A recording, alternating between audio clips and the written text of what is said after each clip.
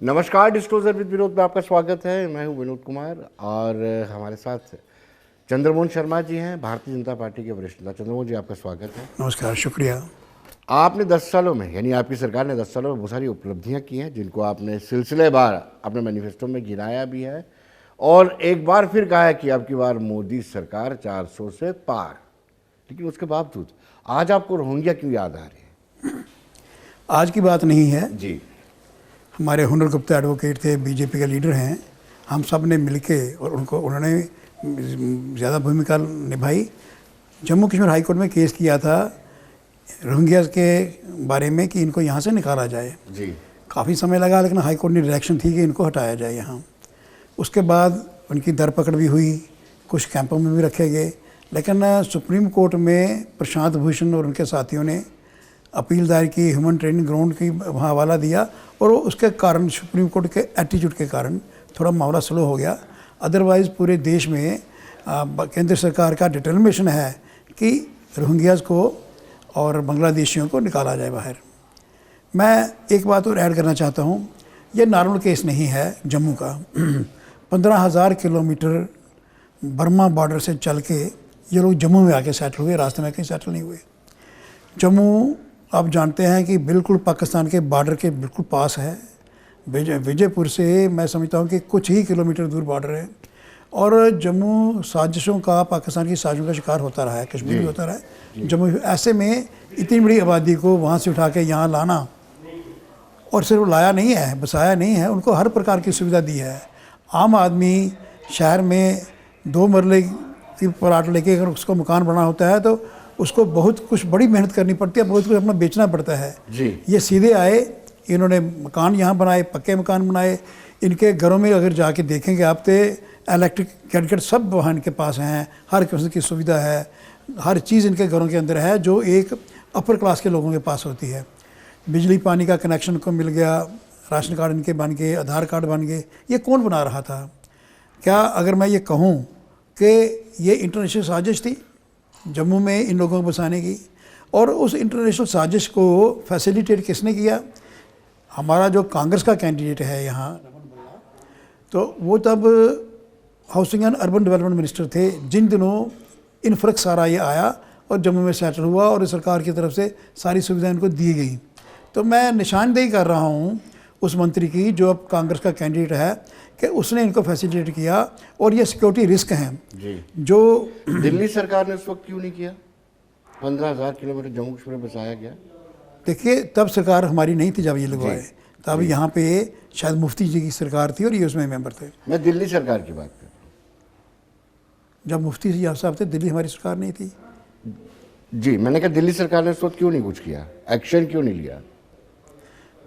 देखिए, दिल्ली सरकार उस वक्त कांग्रेस की सरकार थी, उन्होंने क्या एटीट्यूड रखा मुझे नहीं उसका अभी तक समझ आया। उनको एक्शन लेना चाहिए था, लेकिन यहाँ पे जो कॉन्स्पिरेसी हुई उसमें आप देखिए, सुंजमा जो आर्मी कैंप था 2018 में, वहाँ टेररिस्टों ने हमला किया। उसमें टारगेट किए गए आर्मी वालों के क्वार्टर्स, फैमिलीज टारगेट की गई, किलिंग हुई उनकी। और 2022 में रिपीट हुआ दोबारा। जब डिफेंस वालों ने इसकी इंक्वायरी करवाई तो चीज़ें सामने जो आई, न्यूज़पेपर में भी आई, मीडिया में भी आई, कि ये लोग 3 दिन पहले यहाँ आके रैकी करते हैं और ठहरते किनके घर में? रोहिंग्या के घरों में ठहरते हैं।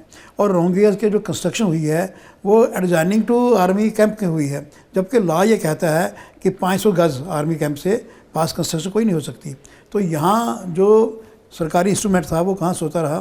तो मेरा ये कहना है कि रोहिंग्याज का यहाँ बसाना ये इंटरनेशनल कॉन्स्पिरेसी का हिस्सा है और वो सिक्योरिटी रिस्क हैं, और उनको यहाँ बसाने का जो मेन जिम्मेवारी है वो कांग्रेस को। जी। लेकिन सवाल ये उठता है कि अब रोहिंग्यास वहाँ हीरानगर जेल में है कुछ, हाँ कुछ है जी। तो अभी इस वक्त उनका जिक्र करना, क्या ये सियासी दाव पेच है? देखिए, राजनीति है और राजनीति जीवन के हर पहलू पे छाई होती है, और अब निर्णय करने का पावर जो है वो लोगों के पास है। उनको इस वक्त याद दिलाना कि आप एक सिक्योरिटी, आपके ऊपर सिक्योरिटी रिस्क है, आपके जीवन पर खतरा हो सकता है। ये वो लोग जो साबित हो चुके हैं कि ये ड्रग ट्रैफिकिंग में इन्वॉल्व हैं, ह्यूमन ट्रैफिकिंग में इन्वॉल्व हैं और आर्मी कैंप और हमले में इन्वॉल्व हैं। तो अब जब निर्णय का वक्त आया तो उसके खिलाफ क्यों नहीं लोग निर्णय लेंगे? जब उनके बच्चे, उनके अपने परिवार, उनकी प्रॉपर्टी रिस्क में है। ये खाली जम्मू में नहीं है, ये डोडा तक पहुंच गए हैं, ये सांबा, कठुआ, हर जगह पहुंचे हुए हैं। तो पूरा एरिया जो है वो सिक्योरिटी रिस्क है, खतरा है, और हम आंखें बंद करके नहीं रह सकते। मैं निशानदेही करके आपको वोटर को कहना चाहता हूँ कि इस वक्त ऐसे आदमी को जिसने फैसिलिटेट किया उसको टारगेट करके उसको शक्ति ना मिले उसको आगे के लिए, इसका इंतज़ाम करें। आपने कहा कि सुप्रीम कोर्ट के एटीट्यूड की वजह से हम इसको एक्सपेडाइट नहीं कर सके, उनकी वापसी, गवर्नमेंट इंडिया नहीं करता, इनको वापसी के लिए। ठीक, एटीट्यूड शब्द क्या होता है? ये रिट फायर की प्रशांत भूषण जी ने वहाँ ह्यूमनिटेरियन ग्राउंड्स बनाए, ह्यूमन एंगल बनाया, इनको यहाँ से नहीं जाना चाहिए। मैं एक्सपेक्ट करता था, देखिए जो जजेस वहाँ बनते हैं उनकी स्टैंडिंग लॉ में लगभग उतनी होती जितनी मेरी भी है जी। किसको कितनी विजडम है ये कोई तय नहीं कर सकता। एज़ पर देयर विजडम उन्होंने बड़ा स्लो चलना शुरू किया, उसके ऊपर पूरा माइंड किया। मैं सोचता हूँ कि अगर हमारे जैसे आदमी के पास ये पावर होती तो हम स्टेट वे उसको लेते ही नहीं। जो कंट्री के लोग यहाँ उनको बसाना है तो इसको हम एंटरटेन ही नहीं करते, एडमिट ही नहीं करते। एडमिट करने से भी एक मैसेज चला जाता है, ठीक है। और यहाँ पे बहुत सारे ऐसे लोग हैं जो इस माइंड के हैं कि इनको यहाँ से नहीं ले जाना चाहिए। ऐसे पॉलिटिकल लोग भी हैं, ऐसे मीडिया में लोग भी हैं। तो एक माहौल ऐसा बन गया। अब जो लॉ लाए जा रहे हैं, सिटीजन रजिस्ट्रेशन की बात हो रही है, सीए की बात होती है, ये सारा टारगेटेड उस तरफ ही है कि यहाँ इंडिया में जो इंडिया के लॉयल सिटीजन हैं, प्योर इंडियन हैं, वही रहें। क्या चंद्रमोहन जी ये राजनीति से प्रेरित है? आज की स्टेटमेंट आपकी राजनीति से प्रेरित है ना, ये मान लिया जाए? विनोद जी मैं कहूँगा राजनीति से प्रेरित कहने का एक फैशन है। देखिए अब अगर 26 को मेरे ख्याल में इलेक्शन है, अभी आपको रोहिंग्यास याद आ रहे हैं, तो स्वाभाविक सी बात है कि राजनीति से प्रेरित है। ये एक रिवाज हो गया है, ये फैशन हो गया है कि अगर केजरीवाल जी अरेस्ट होते हैं तो पॉलिटिकल मोटिवेटेड थे, राजनीति से प्रेरित से। सोरेन अरेस्ट होता है तो राजनीति से, मतलब इसके लिए मुहूर्त तो कोई होता नहीं है। चंद्रमोहन जी आपके देश पास की सुरक्षा, आप एक तरफ आप वकील हैं, एडवोकेट हैं, सीनियर, दूसरी तरफ नेता हैं, दो आपके पास काबिलियत है, आप थोड़ी। मैं ये कहना चाह रहा था कि देश की सुरक्षा के मामले में चिंता करना, जो देश के ऊपर खतरा है उसके खिलाफ कार्रवाई करना, इसके लिए मुहूर्त नहीं होता है। हर वक्त 24 घंटे 12 महीने आदमी को अलर्ट रहना चाहिए और इसके खिलाफ कार्रवाई जब भी करनी चाहिए। वैसे अपनी पार्टी, मैंने ये इशू रेक किया है पार्टी के अंदर। अब मुझे कहने में कोई इतराज़ नहीं है कि हमारे पास बैटरी ऑफ स्पोक्स पर्सन हैं, but why they have not taken this issue, why they have not taken this issue. But मैं एक हफ्ते से पीछे पड़ा हुआ हूँ कि ये बहुत बड़ा इशू है, इसको इस वक्त लोगों के साथ लाना चाहिए। और अब मैंने आज प्रेस कॉन्फ्रेंस भी की है और आपके साथ ही बात कर रहा हूँ। मैं तो अपने से लाऊंगा इशू को कि भाई यहाँ टेररिस्टों की स्ट्राइक जितनी भी हुई, खास करके आर्मी वालों के परिवार पर जो हुए, वो बात बड़ी चुभती है। और जब क्लियर है कि इन लोगों की इन्वॉल्वमेंट थी तो इनका लिहाज क्यों किया जाए? जी, सियासत में सब जायज़ होता है ना। नहीं, मैं देख रहा हूँ कि प्रधानमंत्री नरेंद्र मोदी ने कल ही एक स्टेटमेंट दिया कि अगर कांग्रेस सत्ता में आई तो जिनके बच्चे ज़्यादा हैं या जो घुसपैठिए हैं उनको आपकी संपत्ति दे दी जाएगी। मैं कल परसों और स्टेटमेंट देने वाला था कि अगर कांग्रेस सरकार में आ जाए तो मतलब आपको डर है थोड़ा सा? नहीं, पहले तो आप 400 के पार की बात करते हैं, जब अब आप ये कह रहे हैं कि कांग्रेस जब किसी को हम बोलते हैं ना जी, कि ये एग्जांपल देनी पड़ती है कि अगर पावर उसको दोगे तो ऐसा करेगा। मैं ये कहता हूँ कि अगर सरकार ऐसी आ गई जो आजकल ये शोर मचा रही है कि इलेक्शन के दिनों में लोगों को टारगेट किया गया, जेल में डाला गया, वो तो कानून बना चाहेंगे कि अगर कोई इलेक्टेड एमएलए क्राइम करता है, अफेंड इकोनॉमिकल क्राइम या दूसरा क्रिमिनल एक्ट करता है, तो उसको तो इम्यूनिटी मिलनी चाहिए क्योंकि वो इलेक्टेड एमएलए है, वो एमपी चीफ मिनिस्टर है, उनको तो हाथ नहीं डालना चाहिए। ऐसा वातावरण बनाया जा रहा है और भगवान नहीं करेगा कि उनके हाथ में पावर आएगी, पर उनके दिमाग में ये प्लान ज़रूर है कि वो इम्यून कर देंगे इन लोगों को। नहीं, वो तो ये भी कह रहे हैं कि आप इस वक्त अगले यानी 4 जून के बाद जब आपकी सरकार आएगी तो आप संविधान को बदल देंगे, प्रियम्बल में से सेकुलर वर्ड को निकाल देंगे। प्रियम्बल में सेकुलर वर्ड तो था ही नहीं ना जी, ये तो इमरजेंसी में श्रीमती इंदिरा गांधी ने लाया जी, ठीक है। वो जो मेकर्स ऑफ कॉन्स्टिट्यूशन है, फ्रेमर्स ऑफ कॉन्स्टिट्यूशन है, वो लंबी डिस्कशन हुई है, अगर आपको मौका लगा, मैं नहीं पढ़ा है, तो उसमें इस बात को अपोज किया गया था कि सेकुलर नहीं होना चाहिए क्योंकि हमारा देश जो है धर्म के हिसाब से चलने वाला शुरू से। हमारे सुप्रीम कोर्ट के जो जज जहाँ बैठते हैं उसके ऊपर भी लिखा हुआ है, धर्म का शब्द लिखा हुआ है, सब जगह लिखा हुआ है। तो ये धर्म का से है, सिर्फ ये है कि उसमें सबको सम्मिलित किया गया है, खास करके जो पुराना हमारा धर्म है वो सबको साथ लेके चलता है। तो उसमें सेकुलर वर्ड की ज़रूरत कोई नहीं थी। सेकुलर आने के बाद ज़्यादा अटैक होना शुरू हुआ धर्मों पर, सभी धर्मों पर जी। तो मैं सोचता हूँ कि उसकी वैसे ज़रूरत नहीं, लेकिन कॉन्स्टिट्यूशन ये बदल देंगे। कोई लॉ ऐसा होना चाहिए कि जब कोई झूठ बोलता है पब्लिकली उसके खिलाफ कार्रवाई होनी चाहिए। उनको कैसे पता लगता है कि हम कॉन्स्टिट्यूशन बदलना चाहते हैं? हम तो कॉन्स्टिट्यूशन के मुताबिक चल रहे हैं। उन्होंने 100 बार अमेंडमेंट की है, 100, हमने कोई अमेंडमेंट नहीं की है। हम तो वैसे चल रहे हैं कॉन्स्टिट्यूशन को पूरा मान सम्मान देके। जी, यानी जो वो कह रहे हैं सारी चीज़ें बरगलाने वाली हैं। बिल्कुल जी। 100%। लेकिन आपके टेन्योर में, आपके कार्यकाल में एक बड़ी अच्छी चीज़ है, यूनाइटेड नेशन ने कहा कि सेकुलरिज्म खतरे में है, आपका लोकतंत्र खतरे में है। पहली मरतबा हुआ यूनाइटेड नेशन इंटरफेयर कर रहा है। यूनाइटेड नेशन एक स्केल्टन रह गया है। उसमें ना मसल्स हैं ना उसमें पावर है। कौन सुनता है उनकी बात? वहाँ भी आजकल या तो यूएसए का प्रेशर रहता है या चाइना का प्रेशर रहता है, ठीक है, उस हिसाब से चलते हैं। तो यूएनओ को जो लोगों के दिमाग में बना हुआ है यूएनओ कोई बड़ी अनबायस्ड बॉडी है, मैं नहीं मानता हूँ और कोई भी नहीं मानता आजकल, कोई उसकी बात नहीं सुनता है। वो एक एकेडमिक एक्टिविटी करते हैं, कोई लॉबी उनको जाके प्रेशराइज करे तो जो मर्जी खिला ले उनसे। लेकिन पहली बार कोर्ट ने इंटरवेन किया, सुप्रीम कोर्ट ने, और कहा कि आपको इलेक्शन करवाने होंगे सितंबर 2024 से पहले जम्मू कश्मीर में विधानसभा के। आप सुप्रीम कोर्ट के बारे में मुझसे कमेंट ना करवाएं। अभी बाबा रामदेव वाले मामले में सुप्रीम कोर्ट ने एक ऐसी अजीब मिसाल पैदा कर दी है कि हर कोई लॉ नोइंग जो है वो कह रहा है कि गलत हुआ है बिल्कुल, और बाबा रामदेव को माफ़ी नहीं मांगनी चाहिए थी। वो एक पर्टिकुलर लॉबी के प्रेशर में आके सारा काम हुआ है। तो अब सुप्रीम कोर्ट का मैं क्या इससे ज़्यादा क्या कह सकूँगा, वकालत तो करनी है आगे भी। हाँ, बड़ी सही बात है। लेकिन ये जो इशू था इलेक्टोरल बॉन्ड्स को लेकर के, सुप्रीम कोर्ट की फटकार, उसको गलत बताना, वही कहना मेरा उसका। और आप देखना, आप आने वाले वक्त में लोग कहेंगे, जो लिखने वाले लोग हैं, पढ़ने वाले स्कॉलर्स हैं, वो कहेंगे कि ये जो इलेक्टोरल बॉन्ड था ये बेस्ट सिस्टम था और फंड्स की ट्रांसपेरेंसी रखने के लिए। सब चीज़ रिकॉर्ड में आती है, थ्रू बैंक आती है, इससे बेस्ट और क्या हो सकता है जी। अब पता नहीं सुप्रीम कोर्ट ने क्या एंगल लिया। मैं ये कहता हूँ ना कि सारी विजडम सुप्रीम कोर्ट में नहीं है, बाहर भी लोग हैं, अच्छे समझदार जर्नलिस्ट हैं, अच्छे राइटर्स हैं, थिंकर्स हैं, ऐसी बात नहीं है।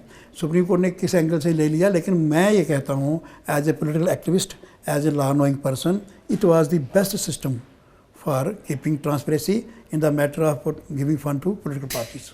ये मुस्लिम लीग का मैनिफेस्टो क्यों कहा जाता है, जो कांग्रेस ने मैनिफेस्टो जारी किया है? उसमें क्लियर कट फैसिलिटीज जो देनी है, एड जो देनी है, एक पर्टिकुलर कमेटी का नाम सीधा सीधा लिखा हुआ है, तो सबका नहीं किसी ने लिखा हुआ है। जो कट्टर हिंदू पार्टियां भी होती होंगी किसी टाइम, वो जो रामराज परिषद थी, हिंदू महासभा थी, या कोई, वो भी इतना क्लियर नहीं लिखते थे कि सबको हिंदुओं को ही मिलेगा जी। कोई नहीं कहता।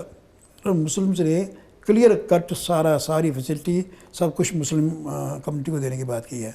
तो इसलिए इन्फ्रेंस पढ़ने से ही रहा होता है कि उनको केवल चिंता मुस्लिम की है, बाकी की नहीं है। क्या ये उनका फार्मूला उनकी जीत का कारण बन सकता है? एक तो कह रहे हैं कि दलित, पिछड़ा और आदिवासी, इनके खिलाफ भारतीय जनता पार्टी है, भारतीय जनता पार्टी है, सरकार की नीतियां इनके खिलाफ है, और दूसरी ओर अपने मैनिफेस्टो में ये कहते हैं कि हम माइनॉरिटी को प्रायोरिटी देंगे। वो कहते हैं जी, क्या ये फार्मूला कामयाब हो सकता है उनके लिए? अब वो उतनी बात उनकी सुनी नहीं जाती। मुस्लिम में भी जो महिलाएं हैं उन्हें पिछली बार भी बीजेपी को वोट दिया, इस बार भी बहुत मात्रा में वोट देने आपको लगता है ट्रिपल तलाक की वजह से? बिल्कुल 8%। आप कैसे कॉन्फिडेंस से कह सकते हैं? ये सर्वे आए ना, 8% मुस्लिम महिलाओं ने यूपी में बीजेपी को वोट दिया था। 8% out of all Muslim ladies. 8% देना बड़ी बात है, क्योंकि वहाँ बड़ी स्ट्रिक्टनेस है उनके वहाँ, तो उसके बावजूद ही मिला। और खुल के महिलाएं सामने आ रही हैं, जजेस आ रहे हैं, सुप्रीम कोर्ट की लायर्स आ रही हैं, खुल के महिलाएं बीजेपी के पक्ष में मुस्लिम महिलाएं आ रही हैं, पहले हमने कभी नहीं देखा था। उसके अलावा आज जो अनुसूचित जातियां हैं उसमें मेजॉरिटी लोग हमारे साथ काम कर रहे हैं बीजेपी के साथ। आदिवासी सारे हमारे साथ काम कर रहे हैं, खास करके जब से प्रेसिडेंट ऑफ इंडिया आदिवासी बनी है तो इनके प्रचार को एक जवाब मिल गया है। तो ये इशू बड़ी देर से ये चलाते हैं, ये अब चलता नहीं है। बेरोज़गारी की बात करते हैं, वही घिसी पिटी बात। अब जितने स्टार्टअप स्टार्ट हुए, मैक्सिमम स्टार्ट हुए, जम्मू कश्मीर में 50,000 कॉर्पोरेट सोसाइटियाँ नई बनी हैं, वो सारा सिस्टम रोज़गार देने का है लोगों को। नहीं, आप इनको मौका देते ही क्यों हैं? जब पार्लियामेंट का उद्घाटन होता है, तब भी उनको नहीं बुलाया जाता है। अब प्राण प्रतिष्ठा की बात, द्रौपदी मुर्मू, उनको बुला लेते हैं, विनोद जी, आगे आगे रखते हैं। पार्लियामेंट जो है वो रिप्रेजेंट करती है विश ऑफ दी पब्लिक। जी वो किसके थ्रू रिप्रेजेंट होनी है? प्राइम मिनिस्टर के थ्रू होनी है, जी प्रेसिडेंट के थ्रू नहीं होनी, प्राइम मिनिस्टर के थ्रू होनी है। और जो वो है प्राण प्रतिष्ठा का मामला, वो एक स्पेसिफिक ट्रस्ट है, राम जन्मभूमि तीर्थ ट्रस्ट, उनका फैसला होता है। तो उसमें क्या, वो उनका फैसला है, तो जो किया ठीक किया। चलिए, कांग्रेस ने ना आकर के कोई गलती की है, बहुत बड़ी गलती की है, इसीलिए उनके लेकिन उनका कहना है कि ये प्रोग्राम जो है पूरी तरह से भाजपा और राष्ट्रीय स्वयंसेवक संघ का था, इसलिए वो नहीं है। उनके लिए बड़ा खुशी का मुकाम था कि भाजपा और आरएसएस आपको वहाँ बुला रही है, एज पर देश आपको बुला रहे हैं, आपको मान सम्मान दे रहे हैं, और आपने डट के विरोध किया राम जन्मभूमि मंदिर बनने का, कोर्टों में भी किया, बाहर भी किया, फिर भी आपको बराबर बिठाया जा रहा है। तो उनके लिए बड़ा अच्छा मौका था कि आते। जो वो सोचते हैं कि हम हिंदू हित को अपने फेवर में ले रहे हैं, तो उसमें वो भी बराबर हिस्सेदार हो जाते आते। तो लेकिन उनको ये था कि वो माइनॉरिटी वोट जिनको वो, लेकिन उन्होंने दो सवाल फिर उठा दिए हैं। उन्होंने कहा कि एक तो चारों शंकराचार्य नहीं आए हैं, दूसरा निर्माणाधीन मंदिर में प्रतिष्ठा नहीं हो सकती है। देखिए, चारों शंकराचार्य नहीं आए। शंकराचार्य हमारे धर्म में, हमारे समाज में उनका स्टेटस प्रेसिडेंट जैसा होता है, बड़ा हाई स्टेटस होता है। और जब उनको मूव करते हैं एक जगह दूसरी जगह, तो उसके लिए भी बड़ा एक प्रोटोकॉल होता है। ये संघर्ष से निकला हुआ मंदिर का प्रोग्राम था जी, 14 साल 500 साल की स्ट्रगल का। तो स्ट्रगल वाले प्रोग्राम में हम ये सोचते हैं कि उनका स्टेटस इतना ऊंचा है कि उनको उसमें इन्वॉल्व करने वाला मामला नहीं, ठीक नहीं था। दूसरी बात ये थी कि इनकम्प्लीट मंदिर, हमने मंदिर की प्राण प्रतिष्ठा नहीं की है, हमने मूर्ति की प्राण प्रतिष्ठा की है। तो मूर्ति की प्राण प्रतिष्ठा हो ही सकती थी, मंदिर बनने में तो समय लगेगा, मंदिर तो बहुत बड़ा विशाल बनना है, उसको बड़ा वक्त लगना है।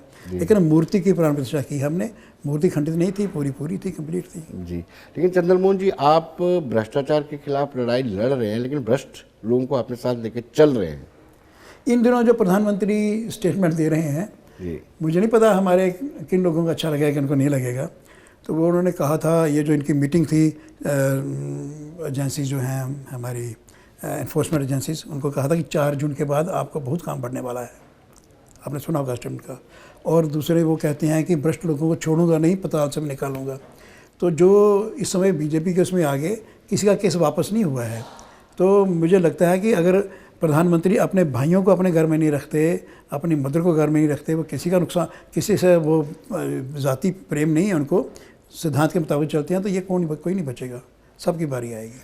नीरव मोदी, ललित मोदी, विजय माल्या, ये सब कैसे बाहर चले गए पैसा खा? विदेश से, हाँ, यहाँ से पैसे खा के विदेश में चले गए। तो रिपेट्रिएशन हो जाएगी, उनकी प्रोसेस चल रहा है, सब वापस आएंगे, सब जेल में जाएंगे। जी। अजीत पवार का केस ले लीजिए, अशोक चौहान का केस ले लीजिए, ऐसे 15 ऐसे फॉर्मर चीफ मिनिस्टर जिनको आपने साथ ले लिया, आपने कांग्रेस से ताल्लुक रखते हैं। विनोद जी, इन 10 सालों में ईडी ने और सीबीआई ने जितने केस किए हैं, सिर्फ 3% कहते हैं, सब आपके कहने पे किया। 3% पॉलिटिशियन, बाकी ब्यूरोक्रेट्स हैं। यस। तो इतने बड़े केस किए उन्होंने, 3 सिर्फ किए हैं, वो भी वो लोग जो मतलब गले तक करप्शन में फंसे हुए थे। लेकिन बाकी सबकी आएगी बारी, सबकी बारी आएगी। मैं सोचता हूँ कि जिन लोगों ने अपनी पार्टियाँ छोड़ दी हैं, अगर वो आराम से सोते हैं तो उनको भी सोने की ज़रूरत नहीं है। प्रधानमंत्री किसी का लिहाज नहीं करते हैं। यानी जो आपके खेमे में आए हैं, अगर भ्रष्ट हैं, करप्ट हैं, तो उनके खिलाफ फंसेंगे, शिकंजा आएगा ही। फंसेंगे बिल्कुल। जिसने क्राइम किया है वो बचेगा नहीं। जी। लेकिन इलेक्शन तक इंतजार कर रहे हैं, इलेक्शन तक उनको वो स्ट्रैटेजी ईडी उनको नहीं छेड़ेगी। स्ट्रैटेजी हो जाएगी तो 4 जून के बाद तो स्टार्ट हो जाना काम। जी। अब तो मीम और रील्स भी बन रहे हैं, ईडी का छापा मारने आती है तो वो अंदर से वो पहन के आ जाते हैं। अच्छा आप गलत से आ गया। तो एंटरटेनमेंट चलती है, फिल्म वालों पर बनती है, पॉलिटिशियन पर बनती है। इसमें मैं और आप दोनों नहीं फंसेंगे, बाकी मुझे नहीं पता कौन फंसेगा। एंटरटेनमेंट वाली बात नहीं है चंद्रमोहन जी। वाकई में जो इलेक्टोरल बॉन्ड्स में जो जिन कंपनियों के नाम आया, उन कंपनियों पर ईडी ने एक्शन लिया और उसके बाद उन कंपनियों ने पैसे भी जमा करवाए हैं। और आपकी पार्टी, अगर वो ईडी वाले उनको बरी कर देंगे, फिर क्वेश्चन उठेगा। अभी तो प्रोसेस चल रहा है। जी, ठीक है ना जी। लेकिन जिस तरीके से कांग्रेस के लोग ये दावा कर रहे हैं कि लोकतंत्र खतरे में है, संविधान बदला जा रहा है, क्या इसका लाभ उनको मिलेगा? और पिछड़े वर्ग को उकसा रहे हैं, यहाँ पिछड़े वर्ग को कह रहे हैं कि पिछड़ा और दलित समाज है जो, उनके साथ भारतीय जनता पार्टी का व्यवहार ठीक नहीं है। जब किसी को बरगलाया जाता है, उसी को बरगलाया जाता है जो आपके साथ नहीं है। जो आपके साथ चल रहा है उसको क्यों बरगलाना है? तो ये लोग उनके साथ नहीं हैं। इनने मोदी जी को काम करते देखा है। मोदी जी खुद पिछड़े वर्ग से आते हैं और गरीब की चिंता करते हैं। तो उन लोगों को जो पिछड़ा वर्ग कहा जाता है, उनको 25 करोड़ तो हमने गरीबी रेखा से ऊपर लाए, वो जुड़ गए बीजेपी के साथ। अब उनको बुलगाने की जरूरत पड़ रही है। अगर वो हमारे साथ नहीं होते, उनके साथ तो फिर बुलगाने की जरूरत नहीं थी, वो सीधे उनके साथ देते। एक समय था ये सारा वर्ग कांग्रेस के साथ ही होता था जी। तो अब तो मायावती का आज का स्टेटमेंट पढ़ रहा था, उन्होंने कहा कि मुफ्त राशन देने से नहीं बेरोजगारी खत्म होगी, बेरोजगारी रोजगार से खत्म होगी, महंगाई भी रोजगार से खत्म होगी। ठीक बात है। रोजगार के लिए ही स्टार्टअप, कॉर्पोरेट सोसाइटीज, नहीं, जो 80 करोड़ लोगों को आप मुफ्त राशन देते हैं उससे क्या उनको आधी नहीं बना देंगे आप? नहीं, ये काम मत कीजिए। ये सरकार की तरफ से राशन आ रहा है। हम जो कोरोना से गुजरे ना, सारी इकानमी हमारी ठप हो गई, लोगों की फाइनेंशियल कंडीशन ख़राब हो गई। ये उसमें सपोर्ट है। अभी लोग उससे पूरी तरह बाहर नहीं आए, तो जब तक बाहर नहीं आते थोड़ी सपोर्ट है। सपोर्ट सरकार को करनी होती है। सरकार एक प्रकार से माँ बाप होते हैं। तो जब से ही लोग अपने पैरों में खड़े हो जाएंगे तो ये क्यों देने हैं पैसे, ये सब राशन क्यों देना है, ये निधि क्यों देनी है? अपने पैरों में जैसे खड़े होते हैं ये मामला बिल्कुल सेट हो जाएगा। लेकिन एक भी भारतीय जनता पार्टी के सांसद जो करप्ट हो या किसी में मुलज़्ज़म, उसके खिलाफ एक्शन नहीं हुआ है। मैंने कहा थोड़ा वेट कर लीजिए हम और आप यही मीट प्रोग्राम करेंगे, सबके नाम आएंगे। आप इतने आश्वस्त क्यों हैं? मैं मोदी को तब से जानता हूँ जब वो गुजरात के महामंत्री थे, मैं जम्मू कश्मीर का महामंत्री था। हम कई बार दिल्ली इकट्ठे बैठते थे, उठना पैना, उनका स्वभाव जानता हूँ, इसलिए मैं सोचता वो किसी का लिहाज नहीं करते।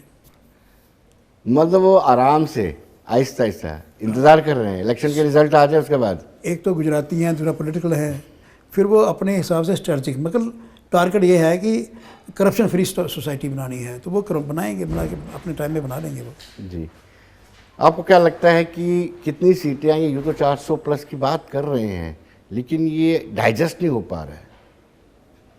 Is it possible 400 plus? Modi ji प्रधानमंत्री बन जाएंगे, ये कहाँ डाइजेस्ट होता था। फिर हमारी सरकार बन जाएगी, ये कहाँ डाइजेस्ट होता था। फिर हमारी सरकार जो है उसको एप्रिसिएशन थ्रू आउट वर्ल्ड मिलेगी, ये भी कहाँ डाइजेस्ट होता था। मोदी जी को ब्रांड किया जाता था, ये क्या कहते हैं, कम्युनल है, ये है जो टेररिस्ट है। तो अब धीरे धीरे ये भी डाइजेस्ट हो जाएगा 400 पार। 400 पार आने से देश के अंदर बड़े ज़्यादा बदलाव जिनकी ज़रूरत आम लोग महसूस करते हो सकती है। तो इसलिए उनके मांग पे हमारे कार्यकर्ता भी लगे हैं, तो लोगों को हमें 400 सीट देनी ही चाहिए।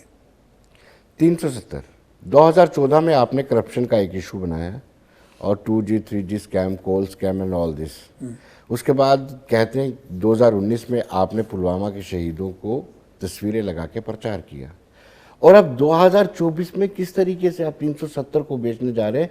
मल्लिकार्जुन खड़गे भी कहते हैं कि 370 हो गया। अब आप गुजरात में, केरल में जाके 370 को कैसे बेच रहे हैं? 370 एक ऐसा स्टेबल था जो रिमूव नहीं हो सकता था। ये इंप्रेशन देने के लिए हम कुछ भी कर सकेंगे जो अच्छा होगा देश के लिए, ये तो पूरे देश में बोलना चाहिए। अब 370 हमारा मेन इशू नहीं था, 370 तोड़ दी हमने। लोगों को याद रहते हैं कि हम जो चाहते हैं वो हो सकता है। अदरवाइज़ प्रधानमंत्री ज़्यादा, वो 4 उन्होंने कम्युनिटी बताई हैं देश के अंदर, महिला, युवा, गरीब और किसान। तो ज़्यादातर उनके बारे में बोलते हैं। किसानों की आमदनी ये कोरोना पीरियड नहीं आया होता तो दुगनी हुई होती, और गरीबों के लिए गरीब कल्याण योजनाएं जो हैं उस पर तो रिसर्च हो रही है, कितना वेल थाटफुल प्लान है सारे। यूथ के लिए भी कर रहे हैं और महिलाओं के लिए भी कर रहे हैं। ये तो मेन आइडिया था कि मेक इन इंडिया, इसमें मेन थ्रस्ट था रोज़गार के लिए कि यहाँ के लोग, उनको रोज़गार मिले। तो वोकल फॉर वोकल ये सारे लोगों को जॉब देने के लिए हो रहे थे। तो अब वो इंप्रेशन था नौकरियाँ नहीं मिलती, पर सरकारी नौकरियाँ तो नहीं दी जा सकती, कहाँ से देगा? कोई दूसरी पार्टी भी होगी तो कहाँ से देगी 3 नौकरियाँ? तो लोगों को अपने पैरों में खड़े होकर बार बार ये आता है उनका कि आप नौकरी मांगो मत, नौकरी देने वाले बनो। उसके लिए साधन हमने खोले हैं, पूरी फैसिलिटी दी जा रही है कि उन सोर्सेज को एक्सप्लॉइट करके अपने कारोबार स्टार्ट करो। जी, लेकिन खुद स्टेज पे आकर के ये कह रहे हैं कि हमने 370 तोड़ा, 370 सीटें तो हमारी बनती हैं। देखो, राजनीति में नारे देने होते हैं, तो ये नारे अपीलिंग है और ये अपील कर सारे रहे के हैं। सारे नारे ही हैं। अपीलिंग है ना, ये अपील हो रही है। 15 लाख हमारा नारा हमारे करैक्टर के मुताबिक है, हमने तोड़ी है तो कह रहे हैं तोड़ी है, जी। तो ये तो हमें कहना ही चाहिए ना। ये एक अचीवमेंट भी है ना हमारी 370 के लिए, कोई सोच नहीं सकता था कि टूट सकती है, तोड़ी। ये हमारी डिटर्मिनेशन का सबूत है, ठीक है, तो हमें कहना ही है लोगों को। चंद्रमा जी बहुत बहुत शुक्रिया आपका। शुक्रिया। तो दर्शकों बने रहिए देश दुनिया की खबरों के लिए और मुझे दीजिए इजाज़त। नमस्कार।